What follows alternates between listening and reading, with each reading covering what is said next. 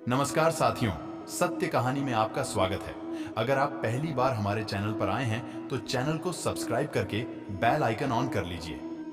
अगर कोई आपको नीचा दिखाना चाहता है तो इसका मतलब है कि आप उससे पहले से ही ऊपर हो।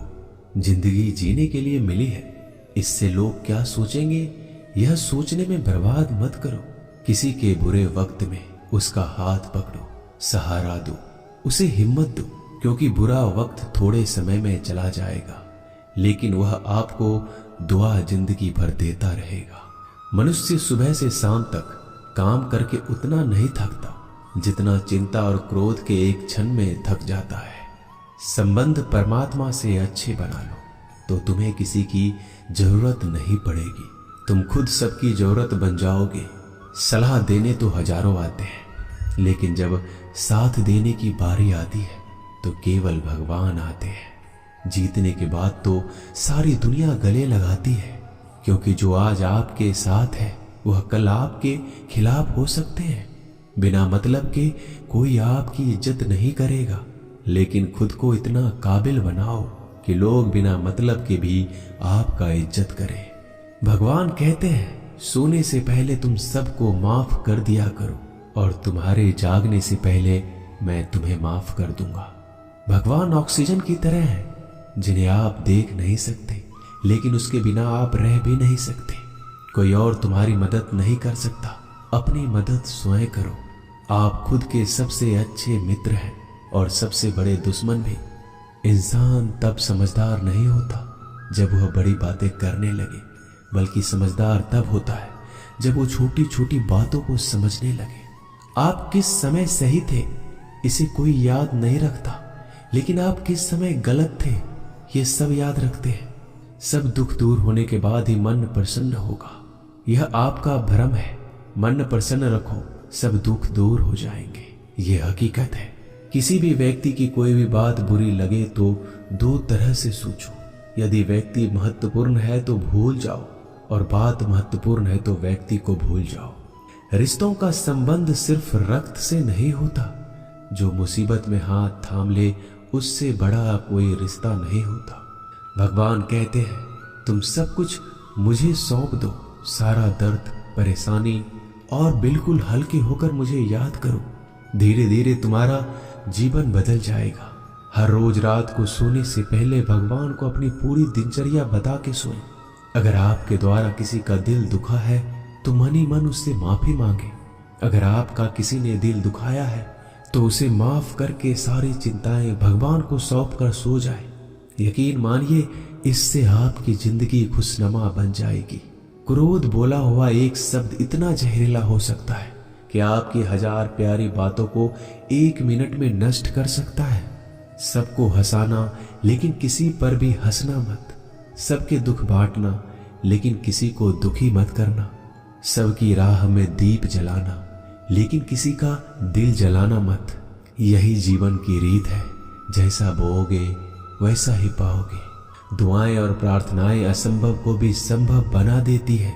ईश्वर को ना हमारे तन की जरूरत है ना धन की, उसको तो बस पवित्र मन की जरूरत है। इसलिए वो हमें कुछ भी छोड़ने के लिए नहीं कहता, बस कहता है, बच्चे मन से विकार छोड़ो, गंदे विचार छोड़ो। जो आने वाला है वो हमेशा गुजरे हुए कल से बेहतर होगा। यही एक सोच आपके जीवन में कभी निराशा नहीं होने देगी। झूठ कितना अजीब है, खुद बोलो तो अच्छा लगता है, दूसरे बोले तो गुस्सा आता है। खुशियां चाहे किसी के साथ भी बांट लो, पर गम हमेशा भरोसेमंद इंसान के साथ ही बांटना चाहिए।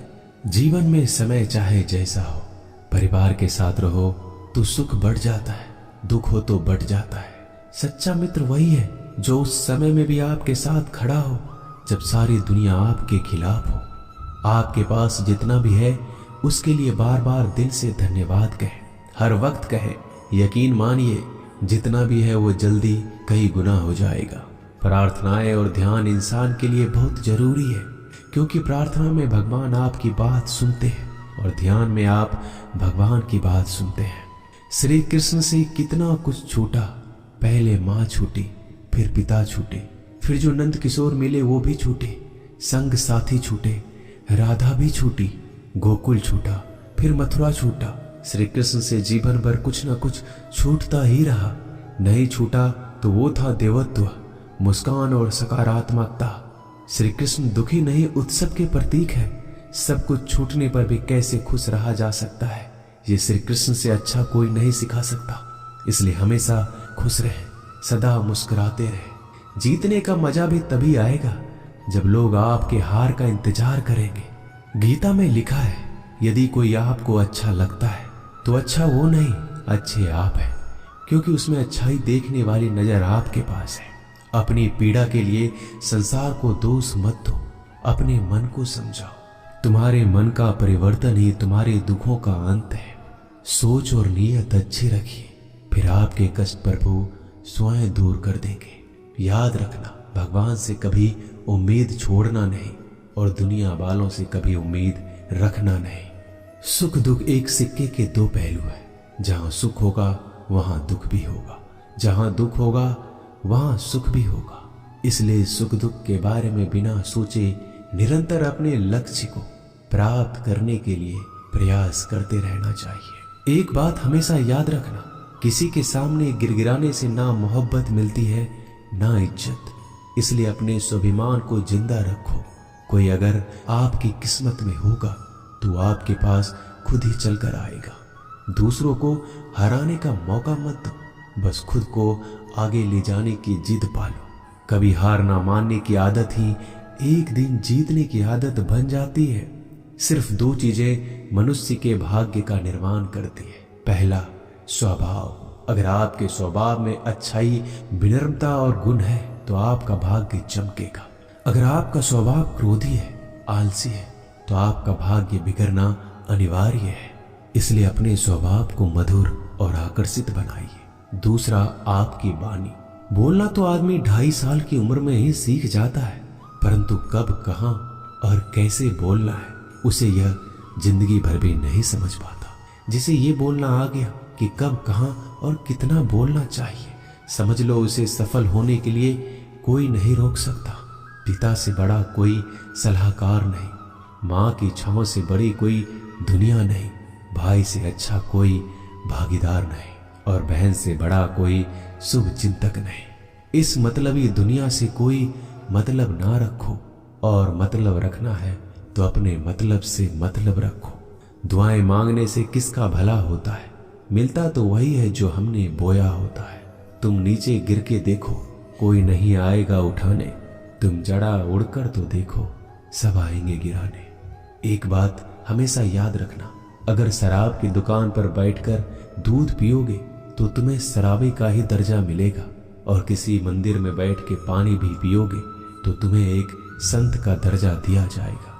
इसलिए आप किसके साथ उठते बैठते हो ये बहुत मायने रखता है। दोस्तों, आशा करता हूं कि आपने इस वीडियो से बहुत सारी सीख ली होगी। मिलते हैं जल्दी एक नए ज्ञानवर्धक वीडियो में। धन्यवाद। अपना ख्याल रखिएगा। और हाँ, अगर आप पहली बार हमारे चैनल पर आए हैं तो चैनल को सब्सक्राइब जरूर कर दीजिएगा। धन्यवाद।